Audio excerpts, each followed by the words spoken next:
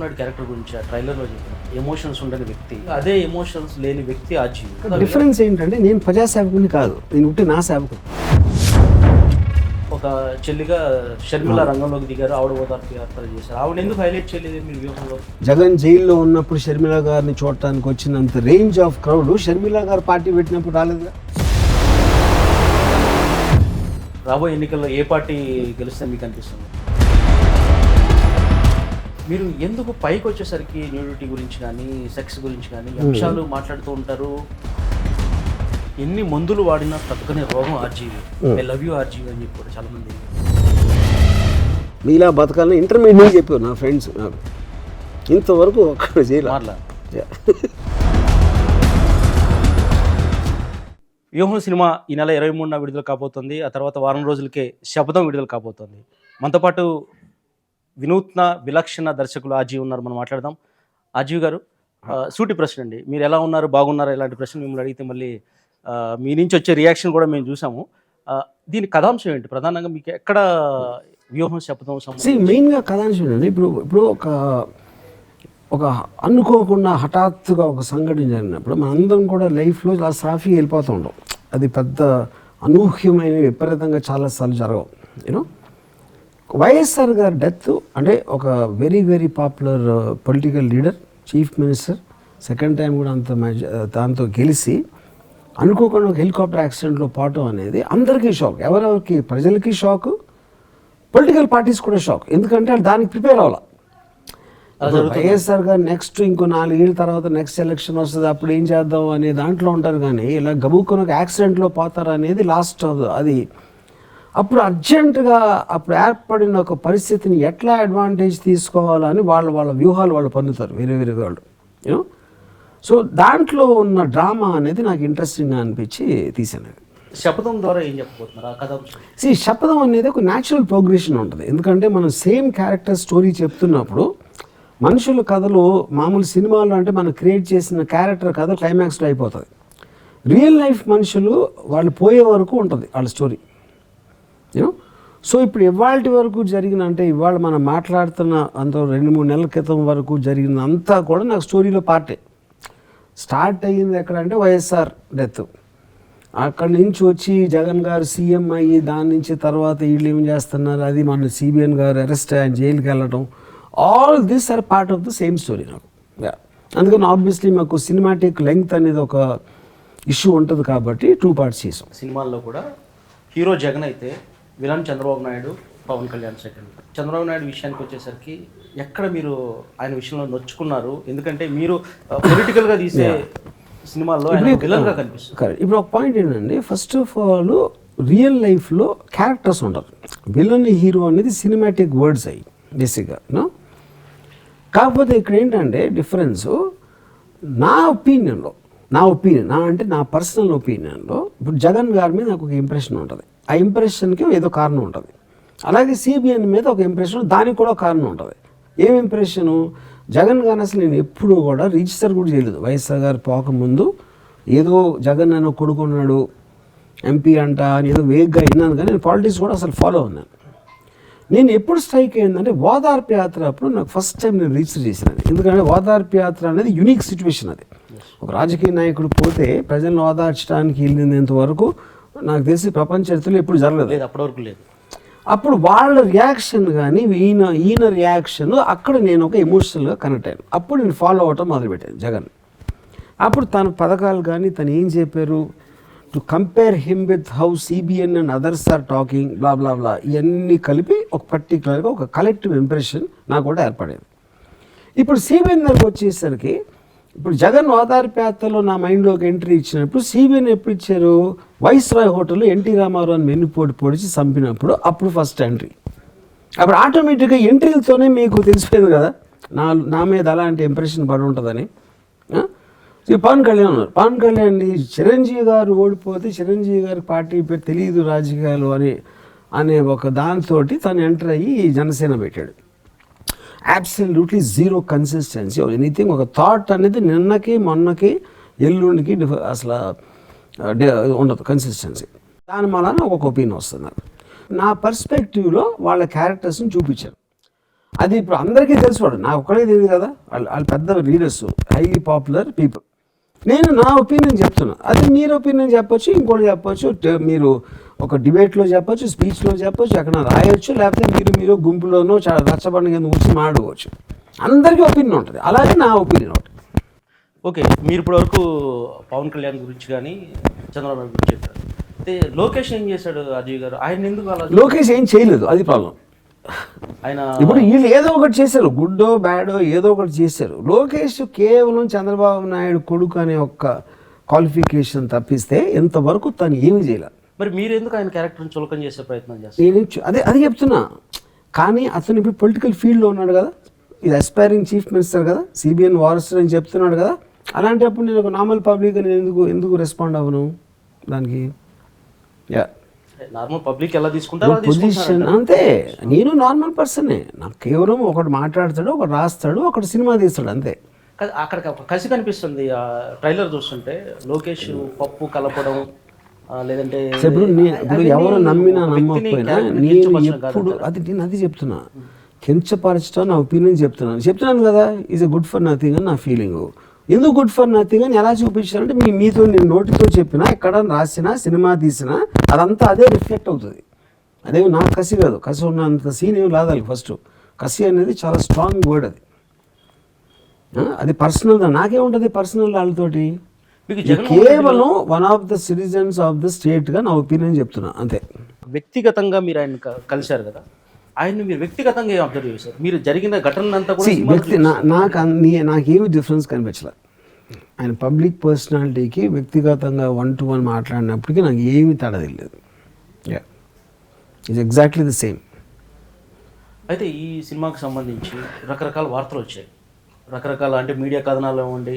ఎందుకంటే ఒక హీరోగా జగన్మోహన్ రెడ్డిని చూపిస్తున్నారు, మిగతా క్యారెక్టర్స్ అన్నీ కూడా డీగ్రేడ్ చేశారు. దాంతో సోషల్ మీడియాలో అనేక విమర్శలు వచ్చినాయి. ఎంత ఇచ్చారు మీకు వాళ్ళు, వైసీపీ వాళ్ళు, జగన్మోహన్ రెడ్డి ఎంత ఇచ్చారు మీకు ఆ సినిమా తీయడానికి? ఎందుకు ఇప్పుడు మీరు చాలా అతి తెలివితో ఎంత ఇచ్చాడా లేదా, ఎంత ఇచ్చాడు అనేది ఏం పెట్టినా ఫైనల్గా పాయింట్ ఏంటంటే, పబ్లిక్గా నేను చెప్పేది అది ఫాలో అవుతాను కదా. దాసరి కిరణ్ ప్రొడ్యూసరు, నేను డైరెక్టరు, డబ్బులు పెట్టేదానికి నాకు సంబంధం లేదు, అయిపోయింది. ఓకే, దాని తర్వాత మీరు ఇష్టం వచ్చినట్టు మీరు నమ్మచ్చు. లేకపోతే 1000 కోట్లు ఇచ్చాడంట, లేకపోతే అసలు ఏమి ఇవ్వలేదంట. రెండు కూడా నేనే చెప్తున్నాను కదా, మీరు ఏది నమ్మితే మీ ఇష్టం అది. ఇక్కడ సినిమాలో క్యారెక్టర్స్ అచ్చుగుత్తినట్టు జగన్మోహన్ రెడ్డి, భారతి, లోకేష్ కానీ ఇవన్నీ కూడా ఎలా సెలెక్ట్ చేస్తారు? ఇవన్నీ అందరికీ ఉండే సందేహాలు. ఎక్కడి నుంచి తీసుకొస్తారు అజయ్ గారు? మిగతా వాళ్ళకి సాధ్యం కాదు ఇది. ఆ క్యారెక్టర్ని పోలినట్టుగా రియల్ లైఫ్లో వాళ్ళు ఎలా ఉంటారో దాదాపు అలాగే అనిపిస్తారు. ఈ విషయంలో టు స్టార్ట్ విత్ మనకి ఒక ట్రెమెండస్ అండర్స్టాండింగ్ ఉన్నారు the psychology of the character మీద. అప్పుడేంటి, మీకు అతను ఏం మాట్లాడుతున్నాడు, ఎలా మాట్లాడుతున్నాడు, అతని body language, the voice tenor, you know real లైఫ్లో మనం సైట్లో ఏమనుకుంటాం, ఇలాంటి ట్రేట్స్ అని. ఎందుకంటే సినిమాలోకి బయటికి ఉన్న డిఫరెన్స్ ఒకటి ఏంటంటే, మీరు బయట ఏంటి మా అయితే మీరు ప్రెస్ మీట్లో చూస్తారు, లేదా స్పీచ్ ఇస్తున్నాడు, లేకపోతే అసెంబ్లీ, ఇలాంటి 3-4 ఉంటాయి, నాట్ మోర్ దెన్ దట్. సినిమాలో మీకు పర్సనల్ సీన్స్ ఉంటాయి. పర్సనల్ సీన్స్లో ఉన్నప్పుడు మీరు చేసినప్పుడు మీరు ముఖ్యంగా అర్థం చేసుకోవాల్సింది, పబ్లిక్ మీటింగ్స్ నుంచి will have the ability to understand the psychology. దీనికి ఒక ఉదాహరణ ఏంటి, పవన్ కళ్యాణ్ నేను 2 ఫోటోలు రిలీజ్ చేశాను. నేల మీద పడుకుని ఇలా ఆకాశానికి ఇలా పాయింట్ చేస్తున్నాడు, ఇంకోటి అలాంటిది ఏదో. ఇప్పుడు నేను పెట్టిన నెలకి ఎగ్జాక్ట్లీ అదే చేశాడు పవన్ కళ్యాణ్. సిబిఎన్ గారు అరెస్ట్ అప్పుడు ఆపేస్తే రియల్గా ఎగ్జాక్ట్లీ సేమ్ పోజ్ నేను అది కూడా పెట్టాను పిక్ చేసి. అప్పుడేంటి, పవన్ కళ్యాణ్ మాట్లాడే తీరులో పబ్లిక్లో దాని నుంచి నేను I can guess and gauge how exactly he will be in his internal life. Same thing I will understand. చాలా ఇష్టం అని చెప్పారు, ఇష్టం ఆయన అంటే చాలా అభిమానం, ప్రేమ అని చెప్పి మీరు కూడా ఒక ఫ్యాన్ అని చెప్పారు. అలాంటిది నాకు వ్యక్తిగతంగా నాకున్న సందేహం ఏంటంటే, మీరు ఉన్న సినిమాల్లో ఆయన ఒక ఏదో వాడుకుని వదిలేస్తున్న క్యారెక్టర్గా చూపిస్తున్నారు. అంటే చంద్రబాబు నాయుడు కానీ అవసరాల కోసం రాజకీయం, అది తను చూపించుకుంటున్నాడు కదా, నేను కాదు కదా. పబ్లిక్ డొమైన్లో పవన్ కళ్యాణ్ ఏం చేస్తున్నాడో సేమ్ థింగ్ చూపిస్తున్నా, నేను క్రియేట్ చేయలేదు అది.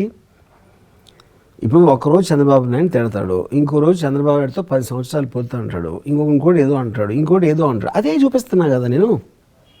నేను ఎక్కడ క్రియేట్ చేశాను? నేను అడగబోయే ప్రశ్న ఏంటంటే మిమ్మల్ని, అలాంటిది ఇలా ఉంటే పవన్ కళ్యాణ్ బాగుంటుంది అనేది మీరు అది ఎక్కడ కూడా ఇన్వైట్ చేయరా ఇప్పుడు? అది అది నా ఉద్దేశం కాదు మీకు కదా. ఊహ ఉంటుంది కదా, ప్రతి జగన్మోహన్ రెడ్డి సినిమాకి ఒక ఉద్దేశం ఉంటుంది. పవన్ కళ్యాణ్ ఉన్న పవన్ కళ్యాణ్ కూడా ఒక 49-50 ఇయర్స్ అంత ఉంటుంది ఏజ్. ఇప్పుడు పవన్ కళ్యాణ్ నేను చెప్తే తప్పితే తెలుసుకోలేకపోతే అసలు లీడర్ ఎందుకు అవుతాడు అతను? అలాంటి ఉచిత సలహాలు నేను ఇవ్వను ఎవరికి. ఓకే సరే, ఒకటి చంద్రబాబు నాయుడు క్యారెక్టర్ గురించి ఆ ట్రైలర్లో చెప్పినప్పుడు ఎమోషన్స్ ఉండని వ్యక్తి, అడవుల్లో జంతువుతో ముసలితో పోల్చారు. మరి నాకు ఒకటి అనిపించింది వ్యక్తిగతంగా, అదే ఎమోషన్స్ లేని వ్యక్తి ఆజీవి. మరి అక్కడ చంద్రబాబు నాయుడు మీరు విలన్గా చూపిస్తున్నారు, కానీ ఇక్కడ మీరు రియల్ లైఫ్ ఇక్కడ డిఫరెన్స్ ఏంటంటే నేను ప్రజాసేవకుని కాదు, నేను ఉంటే నా సేవకుని, నా పర్సనల్ సేవకుని. చంద్రబాబు నాయుడు పొద్దున్న లెగిస్తే ప్రజాసేవ కోసమే పుట్టా, ప్రజాసేవ కోసమే పోతా అని 24 గంటలు మాట్లాడే వ్యక్తి ఎవరు? సిబిఎన్, నేను కాదు. నాకు అసలు ఎవరు కనెక్టెడే లేరు. నా ఫ్యామిలీని కూడా పట్టించుకోను. నేను నా ఒక్క స్వార్థం కోసమే బతుకుతాను. అప్పుడు నాకు ఎమోషన్స్ లేకపోతే ప్రాబ్లం లేదు. మీరు పొద్దున్న లెగిసి ప్రజాసేవ ప్రజాసేవ ప్రజాసేవ అని చెప్పిన వాళ్ళకే కావాలి ఎమోషన్. అది ప్రజాసేవలో ఉండేవాళ్ళకి కావాలి. యా, నిజంగా మీది ఎలాగో ఎలక్షన్స్ ముందు రిలీజ్ అవబోతుంది, దాదాపు 23rd తర్వాత ఫస్ట్కి రాబోయే ఏపీ ఎన్నికలు. కరెక్ట్. ఈ సినిమాలు అనేవి ప్రజలకి ఓటర్ల మీద ప్రభావం ఉండదా ఆజీగా? అది ఇంపాసిబుల్ చెప్పటం. ఎందుకు ఇంపాసిబుల్ అంటే, ఫస్ట్ ఆఫ్ ఆల్ సినిమా అంటే ఏంటి? అదొక మీడియం, మాధ్యమం. మీరు కార్టూన్ ప్రభావం ఉంటుందా, లేకపోతే ఎవరైనా స్పీచ్ ఇస్తే ఉంటుందా, లేకపోతే టీవీలో డిబేట్ చూస్తే ఉంటుందా అంటే అది ఎవరెవరికి ఉంటుంది, ఎంతమందికి ఉంటుంది, ఎలా ఉంటుంది అనేది ఇంపాసిబుల్ టు మెజర్. అది ఇది వన్ ఆఫ్ దోస్ మీడియమ్స్. అది అంతే. సో ఆ మీడియంలో మీరు ఏం చెప్పారు, ఎలా చెప్పారు, ఎంత కన్విన్సింగ్గా చెప్పారు, చూసిన వాడికి అంతకుముందు వాడికి ఎంత ఐడియా ఉంది దాని మీద, వాడేమనుకున్నాడు, ఇలాంటి ఫ్యాక్టర్స్ ప్రతి మనిషి, ప్రతి ప్రేక్షకుడికి డిఫరెంట్గా ఉంటుంది. సో వాళ్ళందరినీ మనం జనరలైజ్ చేసి ఇలా ఎఫెక్ట్ ఉంటుంది, అలా ఎఫెక్ట్ ఉంటుంది అని స్పెక్యులేట్ చేయడం అనేది మూర్ఖత్వం. వ్యూహంలో నాకు ఒక అంశం మీరు మర్చిపోయారో, లేదంటే మీ దృష్టికి రాలేదా, లేదంటే కావాలని మీరు ఆపేశారో నాకు అర్థం కాలేదు. ఒకటి, జగన్మోహన్ రెడ్డి ఓదార్పు యాత్ర తర్వాత ఆయన జైల్లో పెట్టారు. ఆ సమయంలో ఒక చెల్లిగా షర్మిల రంగంలోకి దిగారు, ఆవిడ ఓదార్పు యాత్ర చేశారు. ఆవిడ ఎందుకు హైలైట్ చేయలేదు మీరు వ్యూహంలో? ఓన్లీ జగన్మోహన్ రెడ్డినే ఎందుకు హైలైట్ చేశారు? ఆయన ఎందుకు హీరోని చేశారు? ఆయన చెల్లె కనిపించలేదు. ఇప్పుడు సినిమా అనేది 2 గంటలు చెప్తాం. 2 గంటలు ఏం చెప్తాం? మనం చెప్పదలుచుకున్న పాయింట్ తీసుకుంటాం. This is not a documentation of what happen after YSR's death, you know. So ఇప్పుడు దాంట్లో ఏంటంటే, నేను అనుకున్న కథ చెప్పడానికి ఏ సీన్స్, ఏ క్యారెక్టర్స్ ముఖ్యం అనేది నేను ఐసోలేట్ చేసి చేస్తాను. మీరు మహాభారతం చేసినప్పుడు అరణ్య పర్వం, సీతా కళ్యాణం, లేకపోతే ఇంకోటి ఏదో ఉంటుంది, ఇలాగా ఆ పర్టిక్యులర్ ఆస్పెక్ట్ని హైలైట్ చేయొచ్చు, ఇన్సిడెంట్ని హైలైట్ చేయొచ్చు. లక్ష్మీ సెట్ అనుకోండి, నా ఇంటెన్షన్ ఉట్టి వైస్రాయ్ ముందు వెనక జరిగింది తీయడం నా ఉద్దేశం. అది పాయింట్ అక్కడ. ఇప్పుడు షర్మిల గారు అన్నారు మీరు. ఇప్పుడు షర్మిల గారు ఎందుకు వచ్చారు అసలు ఆ టైంలో? జగన్ని జైల్లో పెట్టడం వలన జగన్కి యాక్సెస్ లేదు కాబట్టి షర్మిల గారికి ఎవరైతే మీటింగ్కి వచ్చారో షర్మిలను వాళ్ళని అన్నయ్యని చూసుకోవడానికి వచ్చారు. That is my belief. Okay, yeah. అందుకనే ఇప్పుడు జగన్ అంత ఫెంటాస్టిక్గా గెలిచిన తర్వాత మొత్తం ఆ టైంలో ఈవిడ తిరిగినప్పుడు ఇక్కడ తెలంగాణలో తిరిగారు, అన్ని చోట్ల తిరిగారు కదా షర్మిల. మరి అదే ఆవిడ సింగిల్గా వెళ్ళినప్పుడు ఎవరు రాలేదు కదా. Nowhere near the kind of ఏది క్రౌడ్స్ ఎప్పుడైతే జగన్ జైల్లో ఉన్నప్పుడు షర్మిల గారిని చూడటానికి వచ్చినంత రేంజ్ ఆఫ్ క్రౌడ్ షర్మిల గారు పార్టీ పెట్టినప్పుడు రాలేదుగా. వెనకాల అన్న ఉన్నాడు కాబట్టి ఆ క్రేజ్ వచ్చిందండి. అన్నం చూసుకోవడానికి వచ్చారంటున్నా. ఇప్పుడు అన్న ఉంటే అన్నే వచ్చాడు కదా, అన్న జైల్లో ఉన్నాడు. ఓపెన్గా ఒక విషయం చెప్తే, మీరు ఎక్కడో చంద్రబాబు నాయుడుతో నొచ్చుకున్నాడు అనేది చాలా మందిలో ఉంది. చంద్రబాబు నాయుడు గారు నా లైఫ్లో ఎప్పుడు నేను కలవలేదు. చంద్రబాబు నాయుడు గారిని నేను లైఫ్లో ఎప్పుడు కలవలేదు. ఆయన అసలు మిమ్మల్ని పెట్టిన పరిస్థితులు ఉన్నాయి కదా ప్రభుత్వం. ఎక్కడ విజయవాడలో ఒక ఇన్సిడెంట్ జరిగింది. మీరు అదే లక్ష్మీస్ ఎన్టీఆర్ అప్పుడు ఆల్రెడీ నేను డిక్లేర్ చేశాను కదా. లక్ష్మీస్ ఎన్టీఆర్ అనేదే చంద్రబాబు నాయుడు గారు ఎగెన్స్ట్గా తీసిన సినిమాయే. ఆ టైంలో ఇబ్బంది పెట్టారు, కరెక్టే. కానీ అప్పుడు దానికి ముందు జరగడున్నారు కదా నేను వచ్చుకోవటం అంటే ఒక వైస్రాయ్ హోటల్ ఘటన ద్వారా చంద్రబాబు నాయుడు మీద ఒపీనియన్ మారిపోయింది. దాని తర్వాత ఆయన ఏం చేసినా దాన్ని మించిన గొప్ప పని ఏం చేశారో నేను చూడాలి. అంటే ఆయన క్లెయిమ్ చేయొచ్చు, హైదరాబాద్ నేనే కట్టా, సెల్ ఫోన్ నేనే తెచ్చా, అది నేనే చేశాను, ఆయన క్లెయిమ్ చేయొచ్చు. కానీ నేను చూడలేదు. ఇప్పుడు ఏపీ రాజకీయాలకు సంబంధించి ప్రధానంగా రాబోయే ఎన్నికల్లో ఏ పార్టీ గెలుస్తే మీకు అనిపిస్తుంది? నాకు నిజంగా తెలియదు. ఎందుకంటే ఓటర్ సైకాలజీ అనేది నాకు జీరో నాలెడ్జ్. ఎందుకంటే వాళ్ళకి ఏం చేశారు, వాళ్ళు ఏం కోరుకుంటారు, గవర్నమెంట్ వాళ్ళకి ఏమి ఇచ్చింది, వాళ్ళ ఎక్స్పెక్టేషన్స్ ఏంటి, ఎన్ని ఫుల్ఫిల్ అయినాయి అనే ఐడియా నాకు జీరో. అందుకని అది నేను చెప్పలేను. ఇది కేవలం జగన్ మీద నాకున్న ఇంప్రెషన్ ఒకటే. అది వాళ్ళకి తెలుస్తుంది కదా, మీకు సహాయం పొందినోడికి తెలుస్తుంది కానీ బయట నుంచి చూసినోడికి ఎట్లా తెలుస్తుంది? అంటే జగన్మోహన్ రెడ్డి గారి పరిపాలన మీరు గమనిస్తున్నారు కదా, అది ఎలా ఉందండి? నేను అబ్సల్యూట్గా నేను గమనించలేదు. ఎందుకంటే అది మళ్ళీ ప్రజాసేవకు సంబంధించింది. ఓకే. కానీ నా సింపుల్ లాజిక్, కామన్ సెన్స్ ఏంటంటే ఏ పరిపాలకుడైనా ప్రజల నుంచి గౌరవం పొందాలి అనుకుంటాడు. అది కేర్ చేయలేదా, లేకపోతే ఎలా చేయాలో తెలియదా, లేకపోతే ఉన్న సిచ్యువేషన్ బట్టి, లేకపోతే ఆ మనీ డైవర్ట్ చేసి వేరే ఏమైనా చేసుకున్నారా, పని అయిపోయింది కాబట్టి ప్రజలకి ఏం తెలుస్తుందిలే అనే దానితో ఆ వేరియబుల్స్ ఉంటాయి. కానీ నా స్ట్రాంగ్ బిలీఫ్ ఏంటంటే జగన్ ఓదార్పు యాత్ర టైంలోనే he took A decision to spend the rest of his life only for the purpose of people above everything అని తన డెసిషన్ తీసుకున్నాడు అని నేను చాలా స్ట్రాంగ్గా నమ్ముతున్నాను. Which is the reason I think is the best chief minister. Yeah. ఇంకో ప్రధాన విషయం, మీరు 4 సంవత్సరాల క్రితం అనౌన్స్ చేశారు కేసీఆర్ మీద బయోపిక్ తీయబోతున్నారు, ఆంధ్రలో తాట తీస్తా అనే వీడియో కూడా విడుదల చేశారు. అయితే ఆ టైంలో అనిపించింది తీయచ్చు కూడా, but I not right now. ఇప్పుడు ఆలోచిస్తున్నారా లేదా? ఇంకా కేసీఆర్ వచ్చే ఛాన్స్ లేదు. ఆర్జీవి మీరు బయటకు కనిపించే ఆర్జీవి వేరు, మీ గురించి చాలా మంది చెప్పిన మాటలు వేరు. ఆర్జీవి బయటకు మాట్లాడినట్టుగా కూడా ఎక్కడ కూడా మహిళలను ఇబ్బంది పెట్టిన పరిస్థితి కానీ, మీతో పనిచేసిన యాక్టర్స్ కానీ ఎవరు కూడా ఆ మాట తీసుకోలేదు. మీరు ఎందుకు పైకి వచ్చేసరికి న్యూడిటీ గురించి కానీ, సెక్స్ గురించి కానీ అంశాలు మాట్లాడుతూ ఉంటారు? సోషల్ మీడియాలో చూస్తే పోస్టులు కూడా ఆ విధంగా ట్విట్టర్లో కానీ వీళ్ళ పోస్టులు పెడుతూ ఉంటారు. కానీ ఇంటర్నల్గా ఆర్జీవి ఎక్కడ కూడా చెడ్డ వ్యక్తి కాదు. చెడ్డ వ్యక్తి అంటే ఏంటి అర్థం?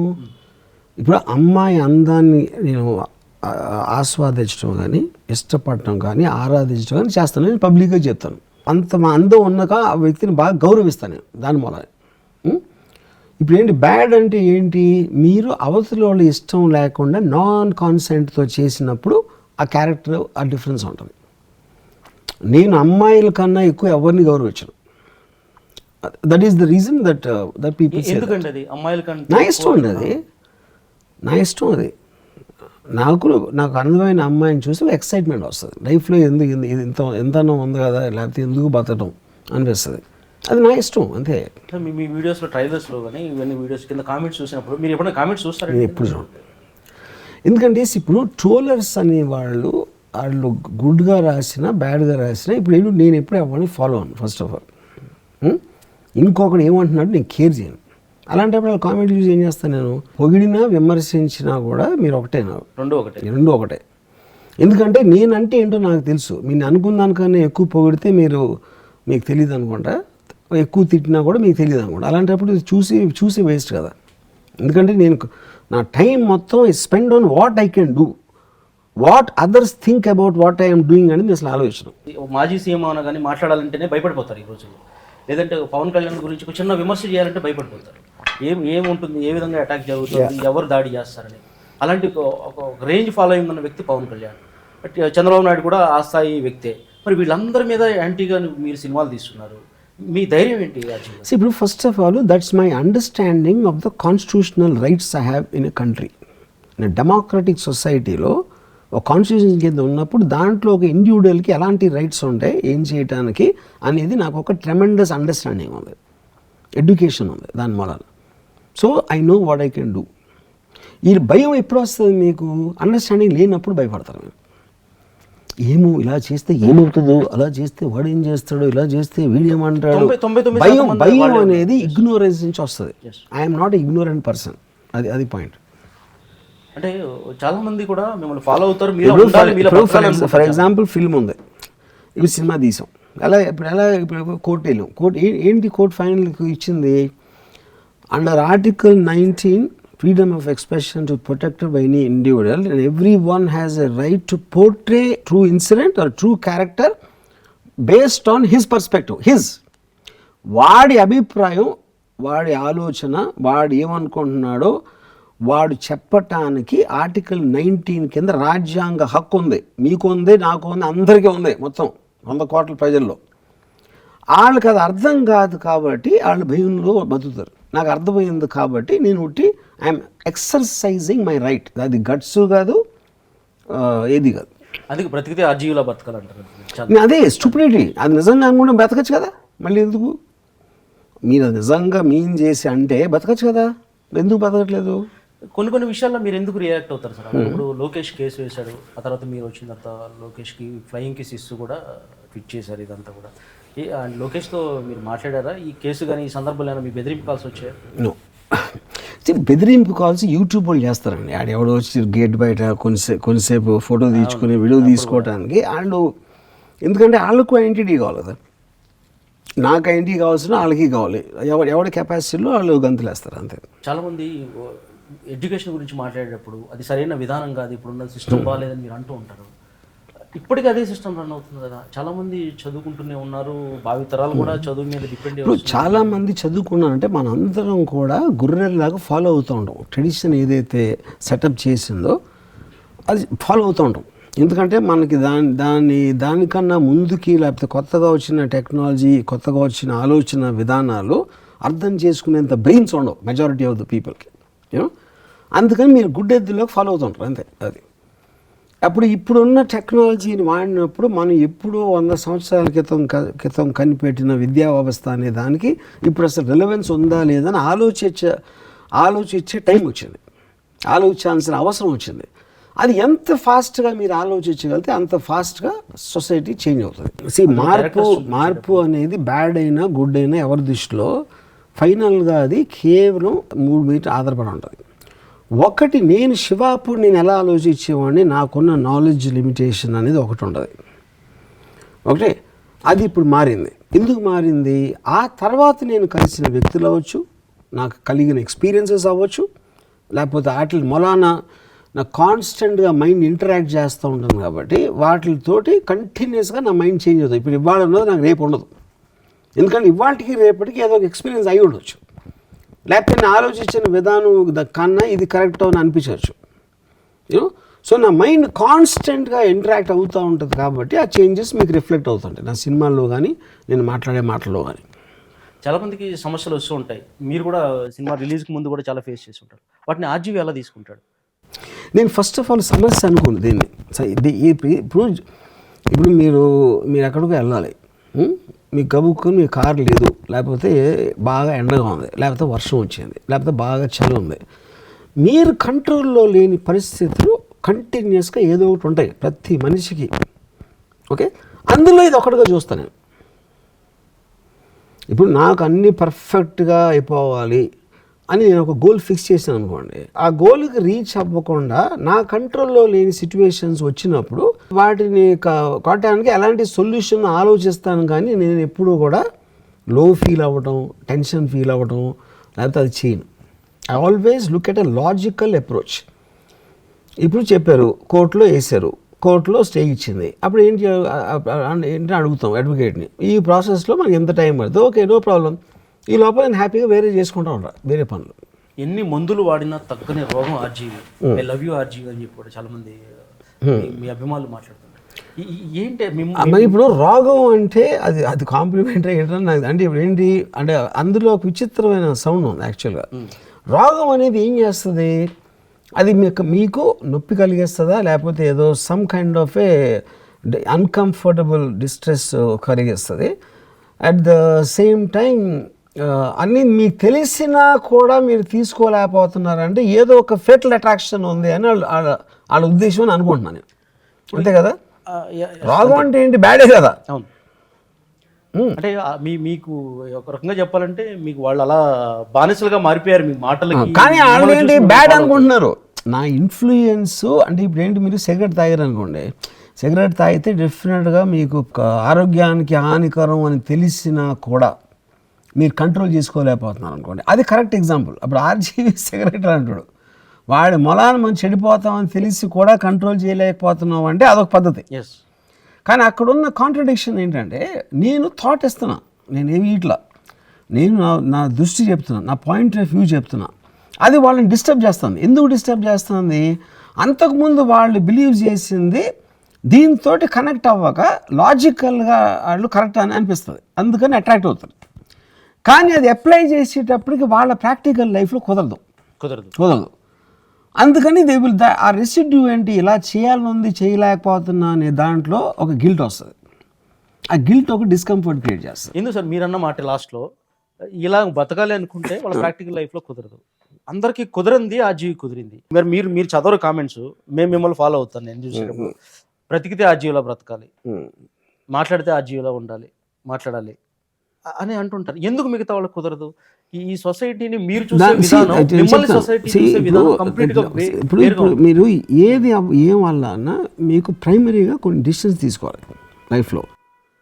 ఇప్పుడు నేను తీసుకున్న డెసిషన్స్ ఏంటి, నేను దేవుణ్ణి వదిలేసాను, ఫ్యామిలీని వదిలేసాను, ఓకే, అండ్ సొసైటీని వదిలేసానంటే అర్థం ఏంటి, ఐ డోంట్ కేర్. నా ఫ్యామిలీ ఏమనుకుంటుంది నేను కేర్ చేయను, దేవుడిని నేను నమ్మను. అలాగే సొసైటీ అంటే ఇది మన కొలీగ్స్ అవ్వచ్చు, మీరు పనిచేసే వాళ్ళు అవ్వచ్చు, మీ ఫ్రెండ్స్ అవ్వచ్చు, రకరకాలు మీరు తెలుస్తారు. వాళ్ళు ఏమన్నా పట్టించుకోను. మీ పక్కోడు మీ గురించి ఏమనుకుంటున్నాడో మీరు పట్టించుకోకుండా ఉంటే ఆ రోజే మీరు ఆల్రెడీ టుక్ ద డెసిషన్. అప్పుడు ఏం చేస్తారు, మీరు మీకోసమే మీరు బతుకుతారు, మీ ఇష్టం కోసమే బతుకుతారు, మీకు ఇష్టమైందే చేస్తారు. అలాంటప్పుడు ఎప్పటికీ హ్యాపీగా ఉంటారు. సింపుల్.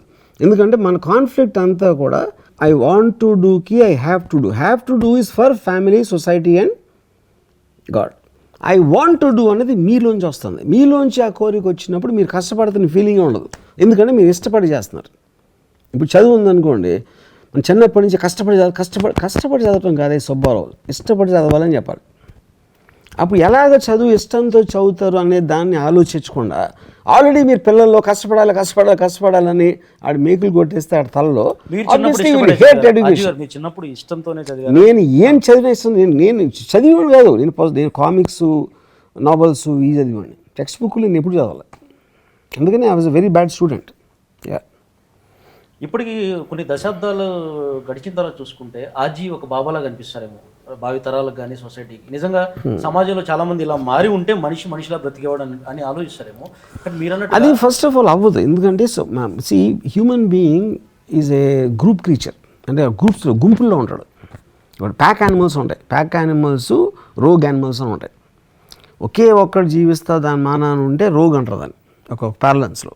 ప్యాక్ అంటే వుల్ఫ్స్, తోడేళ్ళు, ఇలాంటివన్నీ ప్యాక్ యానిమల్స్ అంటారు, ప్యాక్స్లో ఉంటాయి. వాటిలో బిగ్గెస్ట్ ప్యాక్ యానిమల్ ఎవరంటే హ్యూమన్ బీయింగ్, మనిషి జాతి. అప్పుడు మనిషి జాతి అనేది ట్రెమెండస్ డిపెండెన్స్ ఉంటుంది వేరే వాళ్ళ మీద. ఎందుకంటే గొర్రెల్లో ఎక్కువ మంది ఉంటారు. ఆ గొర్రెల్లో గొర్రెల్లో ఒకళ్ళు ఇద్దరు సింహాలు లాంటి మైండ్ ఉన్నవాళ్ళు ఉంటారు. వాళ్ళు రూలర్స్ అవుతారు. మీరు ఏ సిస్టంలో పెట్టినా కూడా అదే ఉంటుంది ఫైనల్గా. అప్పుడు మీరు బిలీఫ్ సిస్టమ్స్తోనే మీరు వాళ్ళ నమ్మకాలని వాళ్ళ మీద ఉపయోగించాలి. అప్పుడు వాళ్ళు నమ్మేలా చేయించాలి. నెక్స్ట్ స్టెప్ అవుతుంది. అప్పుడు ఆ ఇచ్చిన నమ్మకాన్ని వాడు ఎదురు చెప్పకూడదు అని మీకు ఈ సిస్టమ్స్ పెడతారు. ఇది morality, religion, social acceptance and law అనేది it is a compulsory. Because మీరు ఒక సిటీలో బతుకుతూ ఉంటే ఈ రూల్స్ అన్ని పెట్టి చేస్తే ఆ ఫైన్ వస్తుంది, ఈ పని చేస్తే ఆ శిక్ష పడుతుంది అనే దాంతో అది ఇప్పుడు నేను అడవిలో ఉన్నాను అనుకోండి, నేను లాను కూడా ఫాలో చేసిన అవసరం లేదు. నేను సిటీలో ఉండాలని కోరుకున్నాను కాబట్టి లా ఒకటే నేను చూసుకుంటాను. ఎందుకంటే దానికి ఒక డైరెక్ట్ ఆస్పెక్ట్ ఉంటుంది లా బ్రేక్ చేస్తే. రిలీజన్ అంటే ఎప్పుడు మనం చచ్చాక నరకానికో స్వర్గానికో వెళ్తామని ఇచ్చారు కాబట్టి చచ్చాక అప్పుడు చూసుకుందామని నేను రిలీజన్ పక్కన పడిచాను. నా ఇంట్లో వాళ్ళు ఏమనుకుంటారు అంటే నేను ఇష్టం బతుకుతా, మీరు ఉంటే ఉండండి లేకపోతే నేను వెళ్ళిపోతా. Same thing with others. Sir మీరు వివాహం చేసుకున్నారు, ఇలా మీకు ఎందుకు మీరు మారిపోయారు అంటే నేను ఎప్పుడు మారిపోలేదు. నేను ఎప్పుడు ఒకటే, నా పక్కన వాళ్ళు మారిపోతారు. ఎందుకు మారిపోతారు అంటే వాళ్ళ ఎమోషన్స్లో బతుకుతారు, నేను బతకను. ఎమోషన్ ఎప్పుడు వస్తుంది మీకు, మీ పక్క వాళ్ళని కేర్ చేసినప్పుడే వస్తుంది. ఇప్పుడు వైఫ్ నా భర్త ఇలా ఉండాలి, ఇలా లేడేంటి అని వాళ్ళ గురించి ఆలోచించి మీరు తెప్పలు వదిలేయాలి అంతే. సింపుల్ సొల్యూషన్ అన్నీ వదిలేదు అంతే. భార్య పిల్లలు అందరినీ మొత్తం నువ్వు నీలా బతుకు అంతే. సార్ ఎవరైనా మీ అభిమానులు మీతో మాట్లాడారు ఎప్పుడన్నా అన్నారా, సార్ మిమ్మల్ని చూసి ఆదర్శంగా తీసుకున్నాం, మా భార్య పిల్లలు వదిలేసాం, మేము మీలాగా బతకాలనుకుంటున్నాం? చేయలే. అదే చెప్తున్నా, అదే నాకు షాక్. ఒకళ్ళు అందరూ నాకు 100 మందిని వింటాను, నేను 1000 మందిని కూడా ఇన్ని సంవత్సరాల్లో మీలా బతకాలని ఇంటర్మీడియట్ చెప్పారు నా ఫ్రెండ్స్. నాకు ఇంతవరకు ఒక్కడు చేయలే. మీకేమనిపిస్తుంది ఎందుకు మారట్లేదు వీళ్ళంటే? అంటే మీరు అది అన్నట్టుగా భయం అంటే అండర్స్టాండింగ్ అనేది ఉండదు. మీరు ఏదన్నా అర్థం చేసుకోవాలి. అర్థం చేసుకోకుండా భయపడతానే బతుకుతానండి. ఆ భయం అనే ఎమోషన్ లేకపోతే వాళ్ళకి అసలు రోజు గడవదు. సరే, ఒక స్టేజ్ వచ్చిన తర్వాత మనం ఎవరైనా ఒకరి మీద డిపెండ్ అయి ఉంటే మన లైఫ్లో ఉండాలి అనిపిస్తుంది కదా, అలాంటి పరిస్థితి వచ్చినప్పుడు ఏంటి ఆర్జీవి? ఎవరైనా ఉండాలంటే దాన్ని చూసుకోవడానికి నన్ను చూసుకోవడానికి ఎవడన్నా ఉండాలని పరిస్థితి వచ్చినప్పుడు నేను చచ్చిపోతాను. అప్పుడు ఎందుకు బతుకుంటాను? ఎందుకు ఊరికే నేను బతుకోవడానికి మీనింగ్ లేదు కదా. నేను ఇప్పుడు బతుకుండేది ఎక్సైట్మెంట్ కోసం. నేను ఇది చేస్తా, అది అంట, అది చేస్తా, ఇది చేస్తా అని. అది చేయలేని పరిస్థితి వచ్చినప్పుడు ఎందుకు బతుకుంటాను నేను? కుమారి ఆంటీ మీద ఎప్పుడు సినిమా దిగిపోతున్నారు? కుమారి ఎవరు? కుమారి ఆంటీ తెలియదా మీకు ఆర్జీవి? తెలీదు. అంటే మీరు సహజంగా తినడం కోసం బ్రతకూడదు, ఆకలి అనిపిస్తే తినాలంటారు కాబట్టి మీకు ఆ విషయం గురించి పట్టించుకుంటారు. ఫైనల్గా వ్యూహం శపథం గురించి ఏం చెప్పబోతున్నారు? ఏమన్నా చూపించబోతున్నాను అంతే. థ్యాంక్ యూ సో మచ్ అండి. Thank you. మొత్తానికి ఎవరైనా బ్రతకాలంటే ఆర్జీవి లాగా అన్ని బంధాలు పక్కన పెట్టి ట్రై చేయండి అంటున్నారు ఆర్జీవి. దాంతోపాటు వ్యూహం శపథం ద్వారా థియేటర్లకు రండి, ఏం చెప్పబోతున్నానో మీరే చూడండి అంటున్నారు ఆర్జీవి. ఇది వాళ్ళ స్పెషల్ ఇంటర్వ్యూ. శేషు విదేశం, హైదరాబాద్.